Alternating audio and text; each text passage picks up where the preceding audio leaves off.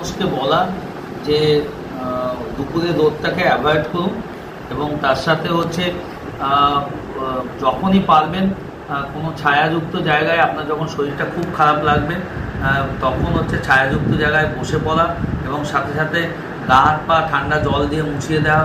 এবং যেটা হিটস্ট্রোক হলে হয়, মাসেল ক্র্যাম্প হয়, খুব হঠাৎ করে প্রচণ্ড শরীরে জলের ঘাটতি হয় এবং মানুষটা হঠাৎ করে হিটস্ট্রোক হলে একটা মানুষ কিন্তু 2 মিনিটের মধ্যে যে কোনো সময় একটা সুস্থ মানুষ মারা যেতে পারে।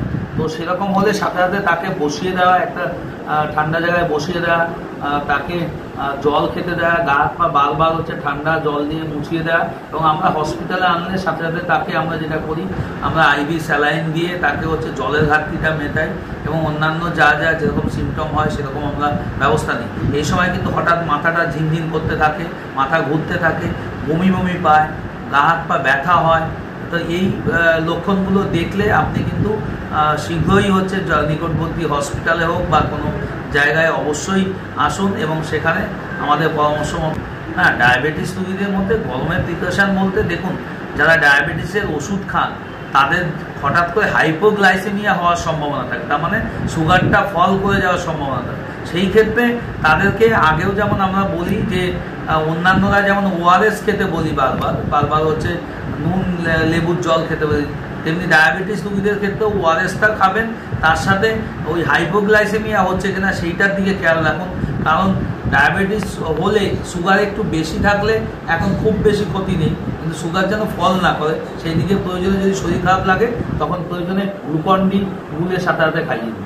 সাধারণ মানুষের সত্যি কথা বলতে কি, আমরা অনেক সময় বলি যে হাঁটা চলা করা বেশি ভালো, যে মর্নিং ওয়াক, ইভিনিং ওয়াক, এই সময় এইগুলো আমার মনে হয় অ্যাভয়েড করাই ভালো। প্রয়োজন হলে এই যে আমাদের রাস্তাঘাটে না হেঁটে, গরম রোদের মধ্যে না হেঁটে যদি একটু প্রভিশন থাকে, টোটো চলছে, টোটো ভাইরাও যারা টোটো চালায় তারাও গরমে বেরোচ্ছে না, প্রয়োজন হলে তাদের টোটো অ্যাভেলেবেল হলে টোটোতে উঠতে হবে এবং মানুষের হচ্ছে যে যানবাহন অ্যাভেলেবেল যানবাহন সেগুলো ব্যবহার করতে হবে। কী কী খাদ্য খাওয়া উচিত? খাদ্য খাবার মধ্যে আমি আগেও বলেছি যে প্রথম কথা হচ্ছে রাস্তায় যে কাটা ফল থাকে সেই কাটা ফলটা না খাওয়া উচিত। হ্যাঁ, যদি আখের রস কোথাও বিক্রি হয় সেটা যদি আপনার জায়গা বিশুদ্ধ হয়, ফ্রেশ হয়, তাহলে নিশ্চয়ই খেতে পারেন। না হলে যেই ফলগুলোতে আপনার রসের পরিমাণটা বেশি, তরমুজ খেতে পারেন, আঙুর খেতে পারেন, শশা খেতে পারেন, কাঁচা আম খেতে পারেন, যেটা আমাদের শান্তিপুরে খুবই বিখ্যাত কাঁচা মিঠে আম, সেটাও কিন্তু আপনি খেতে পারেন। আর খাবারের মধ্যে আপনি জল ঢেলে ভাত খেতে পারেন, রুটি একটু অ্যাভয়েড করাই ভালো। সবজির মধ্যে আপনি পটল, ঝিঙে এগুলো খান, ডাঁটা খেতে পারেন। তার মানে যেই সবজিতে জলের অ্যামাউন্টটা বেশি এবং সহজে হজম হয় সেই ধরনের খাবার আপনাদের খাওয়া উচিত। ডাক্তারবাবু, আরেকটা প্রশ্ন রাখবো, ইতিমধ্যে এই যে যারা অত্যাবশ্যকীয় কাজের সঙ্গে যুক্ত, অর্থাৎ পুলিশ, ট্রাফিক পুলিশ, সাংবাদিক থেকে শুরু করে আপনারা ডাক্তাররাও, তাদের জন্য কি কি প্রিকশন নেওয়া অত্যাবশ্যকীয়ভাবে জরুরি?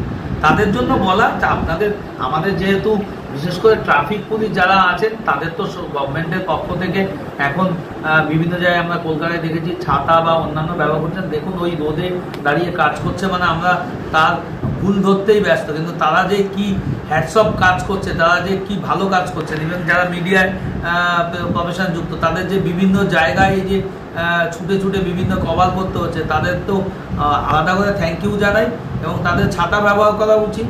এবং আমরা যারা বিভিন্ন শিফটে ডিউটি করছি তাদের উচিত একটা নির্দিষ্ট শিফট যখন শুরু হবে তার অনেকটা আগে হাতে টাইম নিয়ে বেরিয়ে আসা ডিউটিতে, যাতে এসে আপনি একটু রেস্ট নিয়ে তবে আপনি ডিউটিতে যেতে পারেন। এবং ফ্রিজের জল, সাথে সাথে ফ্রিজের জল না খাওয়াই ভালো, একটু জলটাকে রুম টেম্পারেচার এনে খাওয়া ভালো, নাহলে ফ্যারিনজাইটিস হতে পারে। এসি থেকে রুম করে বেরিয়েই রোদে সরাসরি রোদে না যাওয়া ভালো, রোদ থেকে এসে সরাসরি এসি ঘরে গিয়েই হচ্ছে আপনি ঠান্ডার মধ্যে হলে আপনার শরীরটা খারাপ হয়ে যাবে। এই বিষয়গুলো একটু মানলেই আমরা সবাই ভালো থাকবেন এবং আমরা ভালো থাকলে আপনারা ভালো থাকবেন, আর আপনারা ভালো থাকলে আমরা সবাই ভালো থাকবেন। Thank you.